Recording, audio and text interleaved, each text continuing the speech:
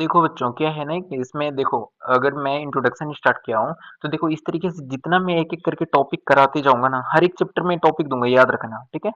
तो जिस तरीके से मैं एक-एक करके सारे टॉपिक कराते जाऊँगा, तो आप इस तरीके से यहाँ पे जैसे मैंने टिक लगा रखा है ना, उस तरह से आप वहाँ पे टॉपिक में टिक लगाते रहना, क्योंकि आपका एक क्लियर विज़न होना चाहिए ना कि भैया मुझे जिस 4-5 टॉपिक करना है, जो मैंने ये टॉपिक करा रखे थे, जो मैंने ये टॉपिक लिखा रखे हैं, ये टॉपिक को अगर एक-एक करके करेंगे, तो आपका टारगेट क्लियर हो जाएगा कि अच्छा सर इतना अगर मैं कर लिया तो उसके बाद सारे क्वेश्चन बन जाएंगे। बिल्कुल, मुझ पे भरोसा रखो कि ये सारे क्वेश्चन बन जाएंगे। ओके, ठीक है ना बच्चा? तो देखो, अब रियल नंबर क्या होता है ना, रियल नंबर क्या होता है, रियल नंबर में आप कौन सा नंबर बचपन से पढ़े हो, वो पहले बताओ।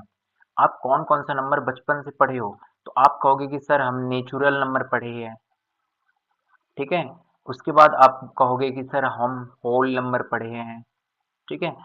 जिसको काउंटिंग नंबर के नाम से भी जानते हैं, नेचुरल नंबर को। और तीसरा कहोगे आप इंटीजर्स भी पढ़े हैं, ठीक है? और नेक्स्ट वन कहोगे आप कि सर फ्रैक्शन भी पढ़े हैं, फ्रैक्शन भी पढ़े हैं। उसके बाद कहोगे सर हम रेशनल भी पढ़े हैं, रेशनल नंबर। उसके बाद कहोगे कि इरेशनल भी पढ़े हैं, ठीक है? इरेशनल, तो इरेशनल नहीं पढ़े हो तो वो पढ़ लेंगे, ठीक है? और उसके बाद आप कहोगे कि सर इसमें कंपोजिट नंबर पढ़े हैं, कंपोजिट, ये बचपन से पढ़ते आए हो।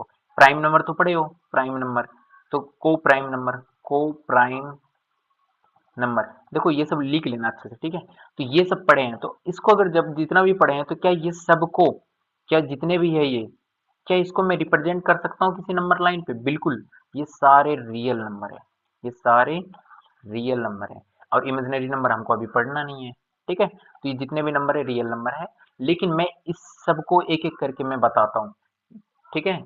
एक एक करके बताता हूँ कि कौन सा ये नंबर है। तो चलो बच्चों, सबसे पहले हम क्या बताएंगे, नेचुरल नंबर। देखो नेचुरल नंबर, नेचुरल नंबर क्या होता है? तो नेचुरल नंबर आप ऑलरेडी पहले से पढ़ रखे हो कि एक ऐसा नंबर जो काउंटिंग नंबर को ही दूसरे नाम से हम क्या कहते हैं, नेचुरल नंबर कहते हैं। रुक जाओ, इसको मिटाने दो, ये सही रहेगा फिर। ठीक है बच्चा, चलो हम क्या बोले, काउंटिंग नंबर को ही नेचुरल नंबर कहते हैं। तो काउंटिंग नंबर जो हमारा होता है, वही हमारा नेचुरल नंबर के नाम से कहलाता है। लेकिन अगर मैं पूछूं ये नेचुरल नंबर को डिनोट किससे करते हैं, तो कहोगे एन से, और एन से डिनोट करने के बाद हमारा क्या क्या होता है, तो वन से स्टार्ट होता है, वन से। तो 1 2 3 4 5 6, इस तरीके से ये चलते रहेगा इन्फिनाइट तक, ठीक है बच्चा? चलो नेक्स्ट वन इज आपका होल नंबर। होल नंबर क्या होता है? आप ये सब पढ़े हो इसलिए मैं ज्यादा नहीं बता रहा हूँ। देखो होल नंबर क्या होता है ना, ये आपका नेचुरल, नेचुरल नंबर, और नेचुरल नंबर, और इसके साथ में प्लस नेचुरल नंबर, और प्लस आपका जीरो, जीरो भी इसमें आता है, तब ये मिलकर क्या बनता है, होल नंबर बनता है। अगर मैं पूछूं कि बताओ कि होल नंबर को रिप्रेजेंट किससे करते हैं, तो कहोगे आप डब्ल्यू से करते हैं। और क्या होता है इसका, जीरो से, जीरो 1 2 3 4 5 6, इस तरीके से ये चलते रहेगा। लेकिन मैं एक चीज पूछता हूँ, बताओ इसमें और इसमें क्या फर्क है, नेचुरल नंबर में होल नंबर में क्या फर्क है? तो आप कहोगे कि सर इसमें ना सिर्फ एक जीरो का अंतर है, होल नंबर में जीरो है, इसमें जीरो नहीं है। इस बात को याद रखना थोड़ा, मैं पूछूंगा कुछ सवाल भी, ठीक है? थर्ड वन इज आपका हो जाता है इंटीजर्स। आपका थर्ड वन इज हो जाता है इंटीजर्स। तो इंटीजर्स के बारे में पढ़ेंगे। तो देखो इंटीजर्स क्या होता है, इंटीजर्स आपका होता है क्या, बताओ तो, एक जीरो भी होंगे, और उसके बाद जितने भी इधर नेचुरल नंबर है, नेचुरल नंबर क्या क्या होगा बताओ तो, 1 2 3 4 5 6, इस तरीके से ये चलते रहेंगे पॉजिटिव तक। और इधर -1, -2, -3, ये भी निगेटिव तक, इस तरीके से इनफाइनाइट में चलते रहेंगे।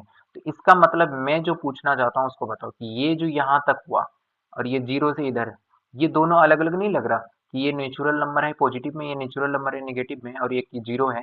तो इधर वाले को क्या कहेंगे, तो इधर कहेंगे हम लोग पॉजिटिव इंटीजर, पॉजिटिव इंटीजर, ठीक है? पॉजिटिव इंटीजर्स, ठीक है? और इधर वाले को हम कहेंगे निगेटिव, नेगेटिव इंटीजर्स, ठीक है बच्चा? Negative integer.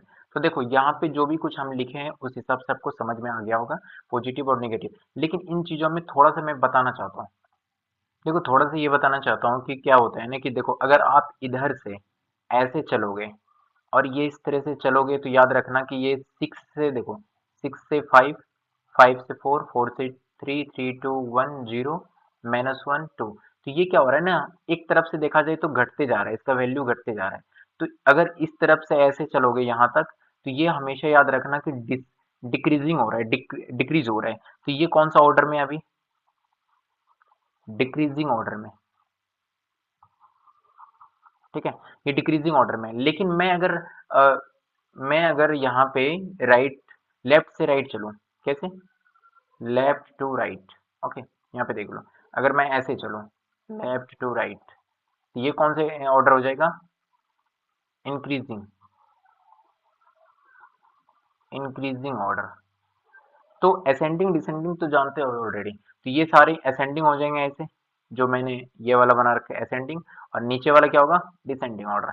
बस इस चीज को याद रखना। तो इससे क्या होता है ना कि थोड़ा सा बच्चों को ये भी समझ में आता है, जैसे कि मैं बोलूँ कि बताओ कि 40 और 50 इसमें से कौन बड़े हैं, तो आप कहोगे कि ये तो दोनों पॉजिटिव है, दोनों पॉजिटिव है, तो ये छोटा हो गया, इसको एरो ऐसे डालेंगे, ठीक है। लेकिन कभी कभी देखना बच्चा कि अगर मैं ऐसे डाल दूं, ठीक है, यहाँ पे डालता हूँ मैं, कितना, चलो 30 डालता हूँ, ठीक है।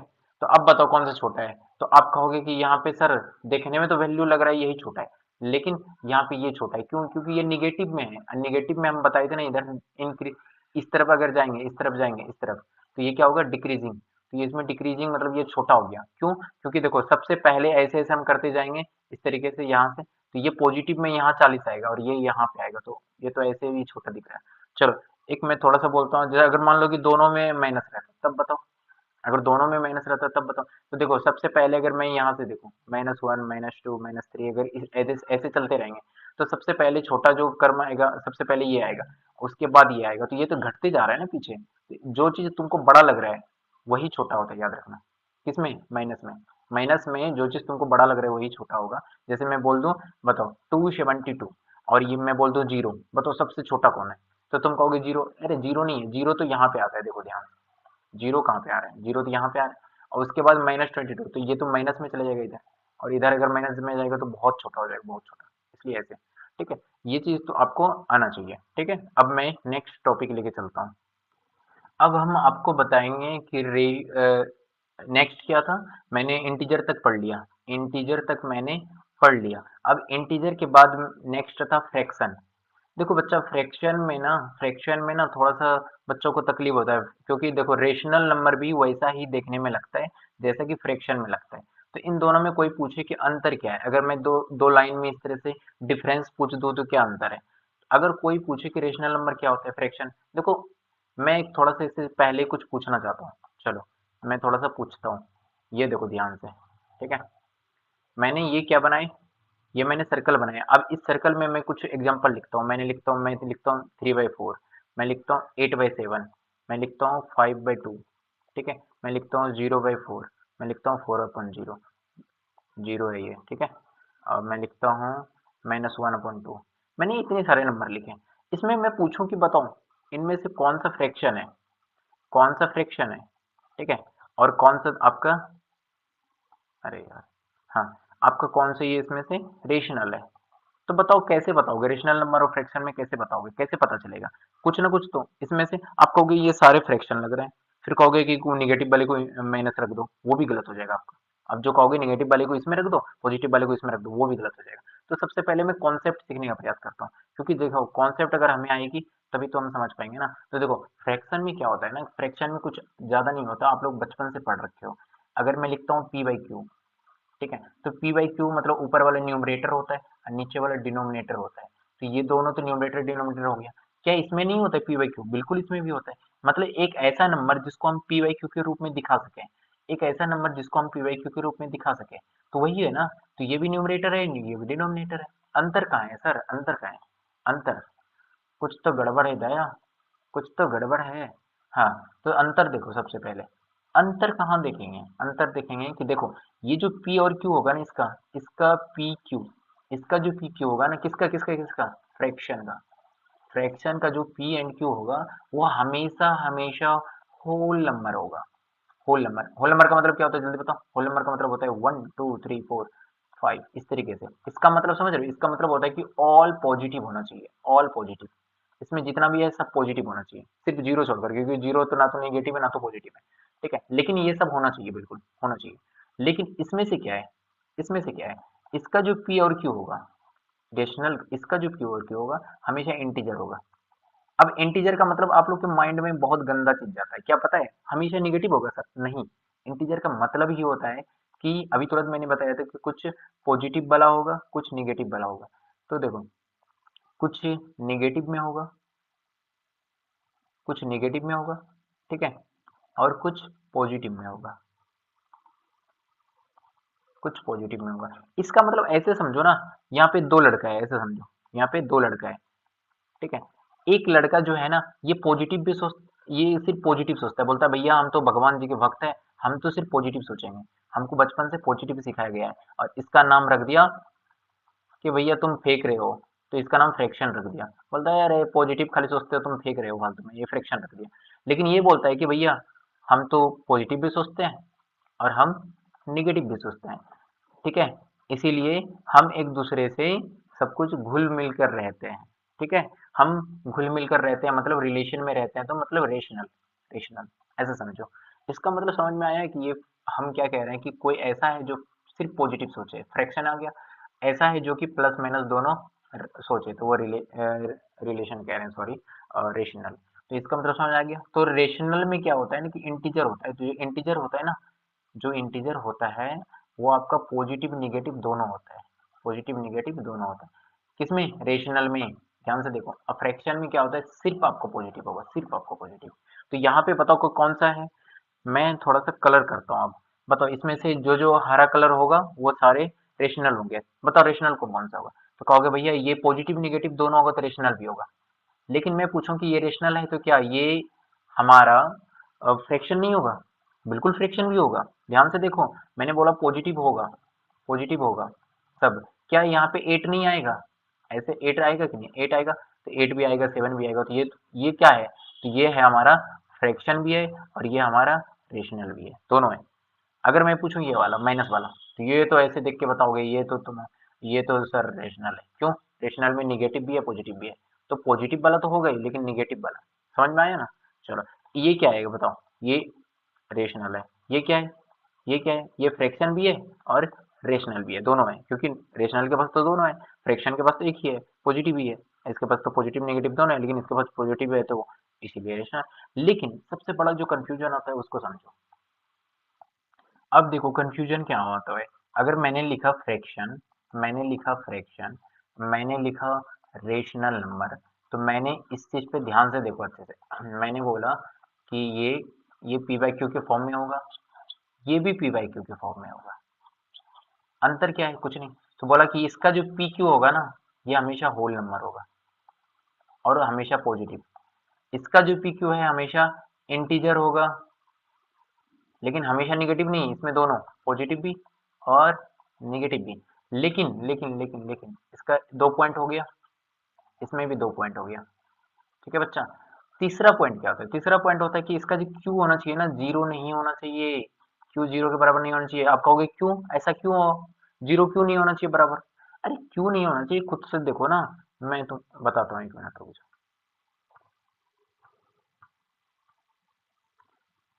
देखो वो इसीलिए क्योंकि मान लो कि यहाँ पे अगर मैंने लिखा, देखो मैंने लिखा एक एग्जांपल लिखा, देखो मैंने लिखा 4/0 और मैंने लिखा 0/4।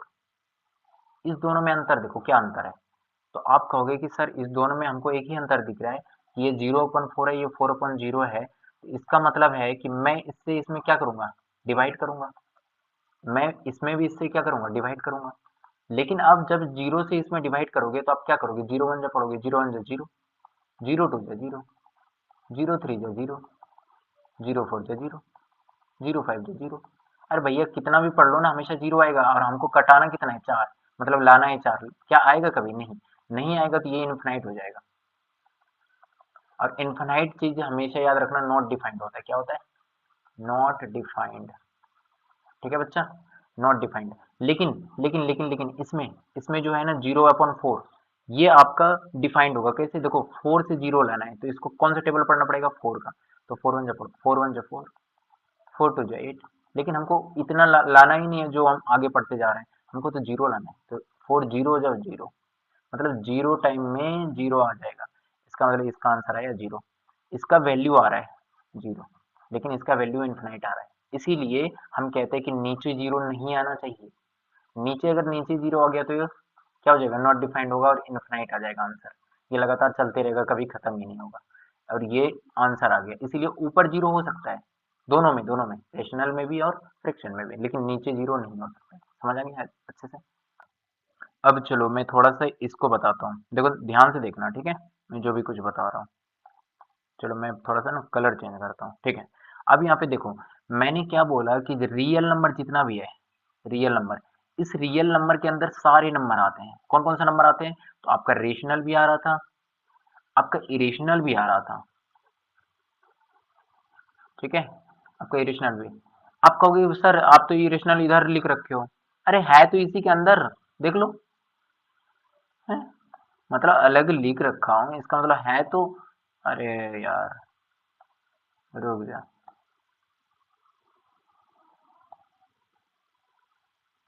है तो इसी के अंदर ना, देखो यहाँ, ये तो पूरा टेबल एक ही है ना पूरा, देख लो मैं जितना घेर रहा हूँ, ये है तो इसी के अंदर।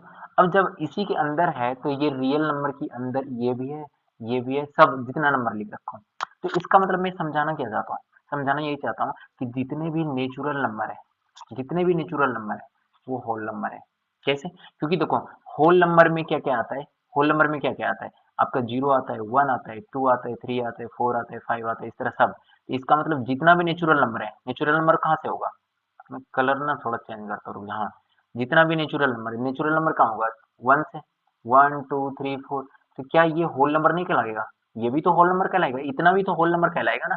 जीरो तो कहलाएगा ही कहलाएगा, लेकिन वन भी तो कहलाएगा होल नंबर, टू भी तो कहलाएगा। तो इसका मतलब जितने नेचुरल नंबर है सारे क्या है, होल नंबर है।